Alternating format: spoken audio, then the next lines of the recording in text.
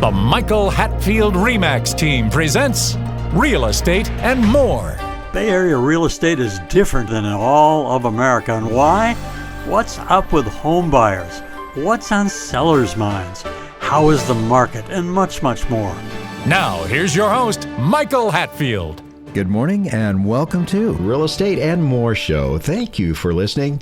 We're getting close to the new year, and that's when I begin to think on New Year's resolutions.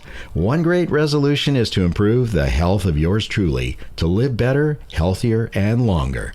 And who else could be better at sharing what one can do to improve our lives than our next guest, well-known author, nutrition expert, exercise physiologist, and longevity specialist, Karen Owoc. That's spelled O-W-O-C.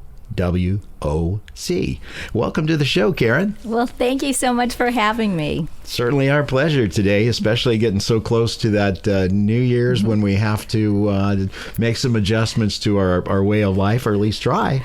And that's how we look at it in my little family. So. That's right. So you spent more than 20 years as a clinical exercise physiologist, having specialized in cardiopulmonary rehabilitation at the Palo Alto VA Medical Center. As it is easy to say, you are very dedicated to the subject of nutrition, fitness, and longevity. And what exactly inspires you to undertake a career in the field of longevity? Well, several reasons, but the number one is I saw the writing on the wall when I was very young and starting college. And I have a family history of early onset heart disease and stroke. And I lost several relatives very early on, and I wanted to help people prevent that. And at the time, I was a competitive athlete, and I used to wake up very tired, and I was thinking, how can someone who's fit and young feel the blahs in the morning? And then my coaches at the time, they were really into eating healthy, plant-based. So I started following along, and then at the same time, I was studying nutrition, physiology, anatomy, and I made that connection. And once I changed that, I felt totally different. Just wake up in the morning, feel like $1 million. Yes, feeling energy. Wow, you actually have done quite a bit more. You've actually developed and authored a book on the shelves right now. It's entitled Athletes in Aprons, The Nutrition Playbook to Break 100. And this book was written to help us with how we can live longer without growing older, correct? Exactly. Well, tell us about your Athletes in Aprons book. Give us an overview here and let us know what it's all about. So first of all, athletes, I redefine what an athlete is. A lot of people think an athlete is someone that wears a uniform and is a high performer. But athletes are people, in my opinion, are people that really strive to be better than they were yesterday and really strive to just get healthier and be better. And if you have a body, you are an athlete. And so... And so, so it's the Athletes Club is very inclusive. So this book is for anyone that wants to live longer without growing older, meaning they're very functional, they can perform, they can do the things that they really want to do, love to do as they get older. It takes a lot of passion and motivation to write a book like that. Where did you get that? I mean, just naturally, because you started out feeling that you wanted to do something for people, and I think your father was a little bit involved in that, and you had a brother too, right? Yeah, my brother passed away early on. He had a heart attack at 35, and then a quadruple bypass. And he had other diseases too at the same time, type 2 diabetes, a lot of visceral fat, that's the belly fat, so high blood pressure. So those are lifestyle diseases. And so I wanted to make sure that people knew that if they changed their lifestyle, they could live longer. And when they live longer, they don't miss out on a lot of things. My brother missed out on a lot growing up, watching his nephews grow up and being with me and doing things together. So, and in my profession, I've worked with a lot of men and women, mostly men. those are the ones that have a lot of the heart problems. The women generally don't survive. But the men, I realized, because I used to, in one of the hospitals where I worked, I used to have a whiteboard, and I'd put bullet points of every day I'd have a different topic. And I found that the men were very interested in what I had to say, as long as it was very succinct. They liked the bullet points, and they were very engaged. And I thought, okay, men like to learn. They will read a book if it's so the book is written very lightly. There's some sports speak in there, and it's meant to make it very very friendly to read. And when a man tells me that they couldn't put the book down, I feel like I succeeded. Definitely succeeded. Well, that is a huge motivation. Not a great positive motivation, but a motivation to help people. We were speaking with Karen Owoc, OWOC, today. She's written this amazing book on nutrition, fitness, and longevity, Athletes and Aprons, the Nutrition Playbook to Break 100. We're going to continue on here. Tell us about the importance of not losing muscle mass, as opposed to simply getting on the scale saying, I need to lose 20 pounds. Not to focus on that, more to focus on increasing your muscle mass as we age, correct? Correct. And that's what I hear all the time. When I say, what is your goal? The first thing is, I want to lose 20 pounds. Well, I always say what we want to do is change your body composition, because we don't want to lose 20 pounds of muscle. We want to lose 20 pounds of fat. And as you get older, I have a mini course coming up calling Finishing Strong on the Back Nine of Life. And the back nine are the 50, 60, 7-year-olds and beyond. And that's when a muscle starts to deteriorate. You start losing muscle actually in your 30s, and they just starts going down, down, down as you go along. But it's called sarcopenia when you start losing muscle mass. And if you don't keep the muscle up, then you're going to get fatter. Well, I think I can work on both of them, but I'm very anxious to read your text in your book. I heard the term just recently, functional fitness. Tell us a little bit about what that means. So functional fitness is you're able to do things that are perform your activities of daily life and just perform things that you need to do and want to do.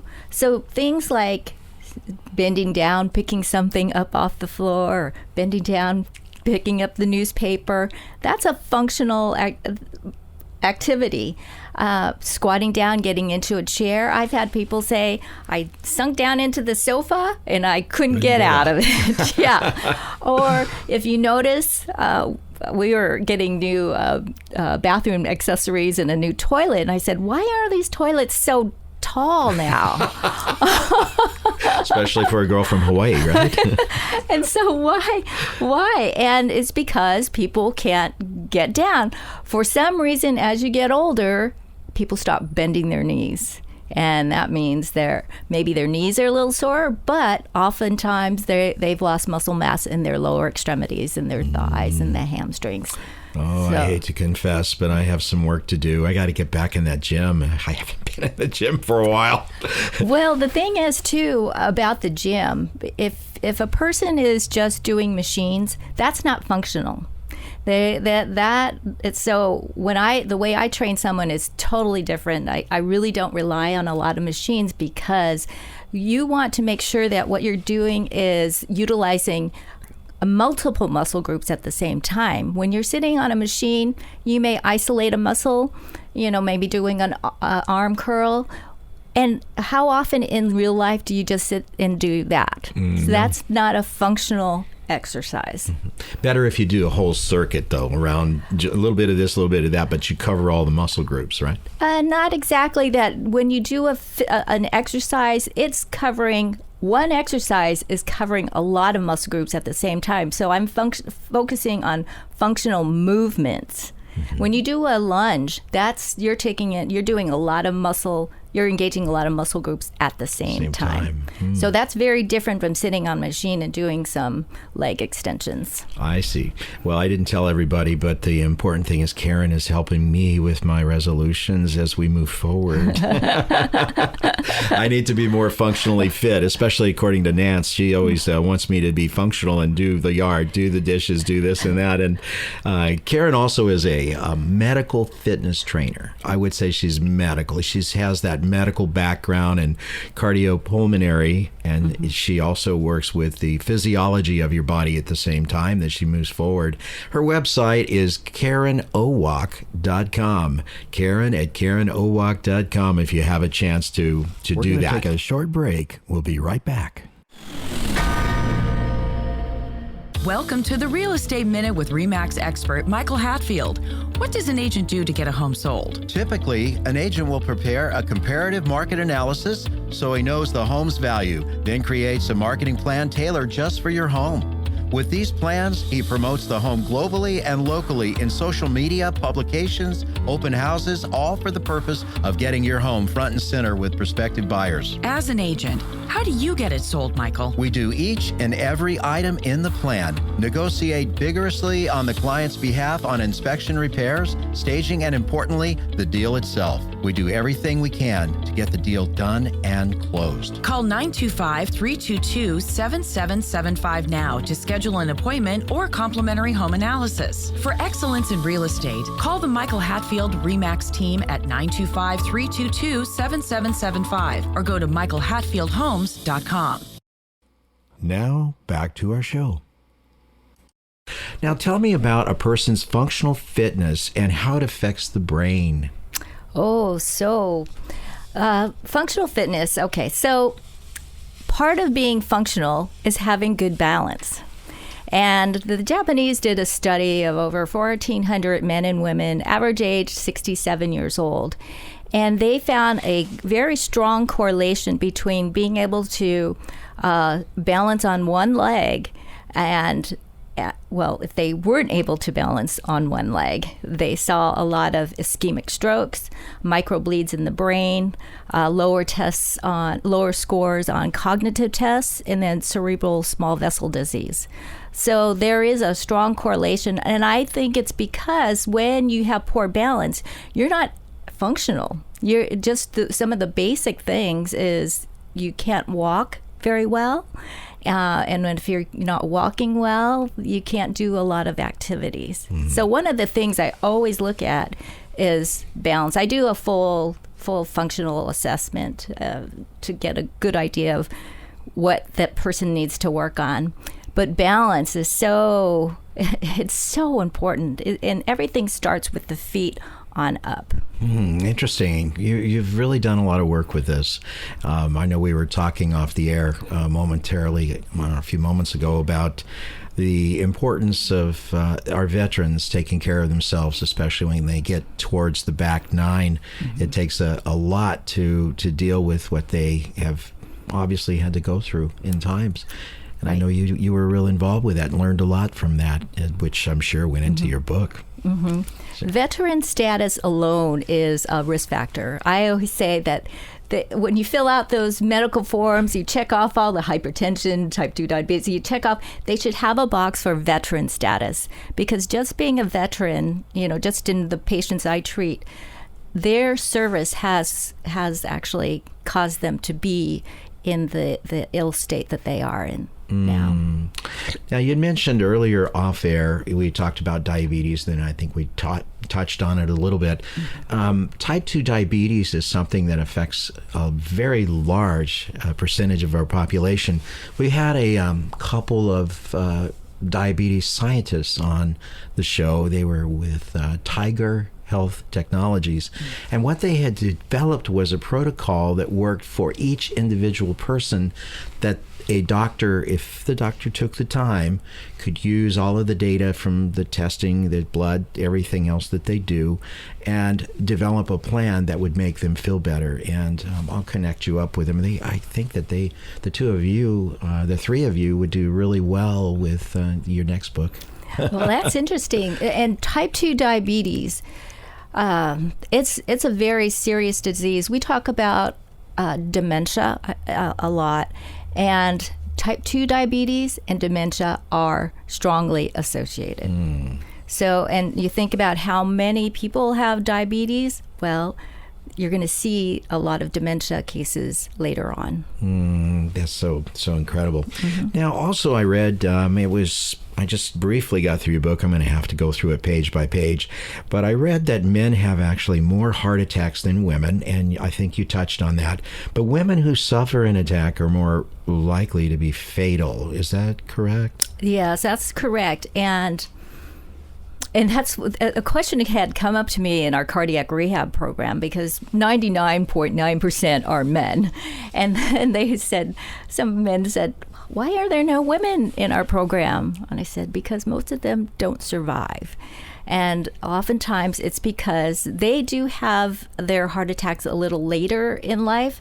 So they have other comorbidities. They have other diseases that they are plagued with. So they're a little bit more compromised. But the number one problem is that they don't go to the doctor right away when they start feeling symptoms. Men have their women behind them who are saying, okay, let's get to the doctor. You're not feeling well, da-da-da-da-da. But women, being the caregivers, they're the ones that will say, well, I could wait. I don't want to interrupt. I don't want to wake anyone up. I'll wait till the morning. So when you have symptoms, you have to get to the hospital right away and open up that blockage. You have basically an hour.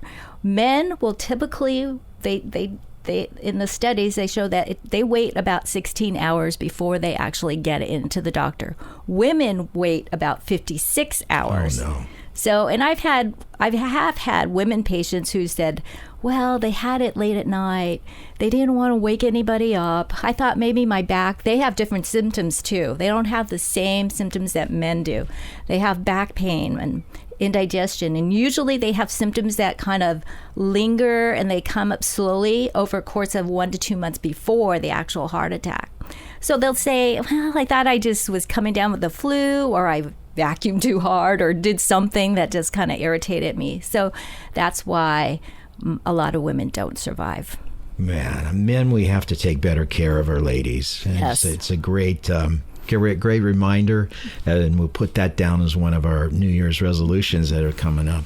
Now, I noticed there's a difference between cardiac arrest and heart attack. Can you explain the difference between those two, please? Yes, because most people use the terminology interchangeably. Heart attack is a plumbing issue. That means there's some kind of blockage. Usually there's the arteries are full of plaque, or a part of the plaque will rupture and break off and then lodge somewhere else, and then a clot will form. So that's a plumbing issue. The cardiac arrest is an electrical problem, because that's how your heart beats. It's from electrical. So they're two very different things. You can have a heart attack and then go into cardiac arrest, but oftentimes they're different. Oh, why? Oh, boy. And then you've got the difference in symptoms to recognize between the woman and the man. So there's a lot going on. The top 5 places where people go into cardiac arrest: golf courses. Really? Yes. Airports, shopping malls, jails, and stadiums. But golf carts. So golf courses. So when you go golfing, do you ever think about your partner? Do you ever ask, do you know CPR? Did you ever ask where the defibrillator is? And if you're on the back 9 and you go into cardiac arrest, who's going to help you? That's why a lot of people, these heart attacks, these cardiac arrests are fatal. It's very, very good question one should ask themselves if they have or had a chance to play golf. Yes, yeah. Now, on airplanes, I'm familiar. They actually had to be in the, I would say, 90s. They began putting the defibrillators on the airplanes, and just about anybody can learn to operate them. That might save someone's lives. And very important to look around you, see what's around you. in life. You see as them go through more. it. Yeah, you see them more in the airports. Yeah. Don't you walk around, you see a defibrillator? Well, I pay attention to that, so I want to know where they are. And You're so very passionate with this, and we're so blessed to have you to talk to us about such interesting things about our health and nutrition. So how would you construct an actual day's set of meals for a person like me that needs to lose some weight and get in better shape? How would you actually construct that, and what would it look like nutrition-wise? Well, because I've done this for such a long time, plant-based is actually the better way. And I had a patient that was very arthritic and had could barely walk in our facility. I was the director of the program at the time. And the people that came to our program at that time this was their last stop. And so they were very desperate to change. She could barely walk in. I couldn't get the treadmill slow enough for her. But after 4 weeks, just 4 weeks of exercising 3 days a week, our program was 2 hours, 3 days a week, and focusing on nutrition education and stress management, the things that cause inflammation in the body. In 4 weeks, she was bouncing into the facility. She was jumped on the treadmill. She was talking to everybody. She was just like a changed woman. You can make these changes in a short period of time by changing the way you eat, changing the way you move. Wow. So what are we supposed to eat, Karen? So no big steaks for a while for me. No, because those steaks, contrary to popular belief, the meat does not help with the muscle building. So starting out, I always like to start people out slow. And I always say, start out, can you eat three servings of vegetables a day? And some people say, no way. So I start introducing things very slowly. And I think people, by making those small changes, they're more likely to make the bigger changes down the road. So I don't just say, okay, this is what you're going to eat. And I also like to educate people to know why certain foods are better than others and why some are not. And once they understand the physiology of why certain foods are harmful, it makes more sense and makes those decisions a lot easier. Wow. Karen has the same type of passion towards her work that I like to feel I do towards mine, especially when I was flying airplanes. It was like I could never quite do as much and as well as I would like to. And ladies and gentlemen, I tell you, I definitely looking to do something with her. Maybe she can help me even more to improve my lifestyle, potentially longevity and so forth. Now, I also know that data shows that there are more heart attacks during the holiday season, and look what we're at right now. Oh, yes. Yes. The number one day where there are the highest number of heart attacks is Christmas Day. And the second most, the highest, is the day after Christmas. And then the third is New Year's Day. I think New Year's Day because people are coming off the New Year's and then they get into New Year's Day. So it is very serious. And so I like to talk about this early on before we get too deep into December. So I'm offering a challenge to a lot of my clients. But it's part of the reason why is stress. It's very stress induced. Everyone's you're not only thinking about who to buy, but also we're all struggling with our pocketbooks. We're people are thinking, well, I'm gonna have to cut back, or what am I gonna do when people are even worrying about how they're gonna feed their families. So stress is very important, because when you're under stress, your levels of cortisol go up. And once those go up, elevated levels of cortisol will increase your risk of having a cardiac event, a heart attack, or a stroke 4 times. Oh my, we certainly don't want that. One of the things that comes to mind constantly is a person's attitude towards being happy or being mad. We have a lot of people that are, no matter what you do, they're going to be angry, they're going to be mad, they're just going to be that way. Then there's the other people like you. I can see you walk in with joy in your heart and a lot of gratitude for what you have. Not only your health conditions, but your new book that you have out, and helping people is also a big reward in that way. At least the way I see it. How does a person's healthy attitude affect their lifestyle, their longevity? How do you measure that? Well, we do know that depression, anxiety, they do affect your overall health. Particularly, there's a connection between depression and dementia. And see, that's one of the number one myths, is that people think dementia is something that just happens to you. It's kind of a stroke of bad luck, but it's not. There's a very strong correlation between the way you live your life and dementia. So if you're constantly under stress, and when you're under stress, like when you're unhappy, that's a stressful feeling. That's going to contribute to your longevity. And we want to be functional. We want to be independent as we get older. We want to be able to do the things we love to do without help. Mm-hmm. Understand gratitude is a learned skill. I think someone said that. Yes, yeah. You want to say a few words on that? Yeah, gratitude is very much a learned skill. So it's something that we do need to practice, and on a daily basis. So one way to practice is to every morning starting out with things that you're grateful for. Even appreciating yourself, not just other people, but appreciating what you are able to do every morning. So that's a real important part of just overall happiness. I promote mental funness versus mental toughness. I like to promote having fun. Going to her website, KarenOwoc.com. So author, nutrition expert, exercise physiologist, and longevity specialist, Karen Owoc, a person who actually cares about our health.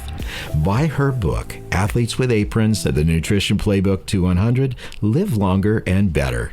It's time for a short break. You've been listening to Real Estate and More. Interesting people like Karen, topics of the day like longevity, and of course, real estate. Listen to archived Real Estate and More shows at michaelhatfieldhomes.com/radio. The Real Estate and More show is podcast on demand on Spotify, Amazon, iTunes, and major podcast directories as well. I'm your host, Michael Hatfield. We'll be right back with our next special guest. Stay tuned.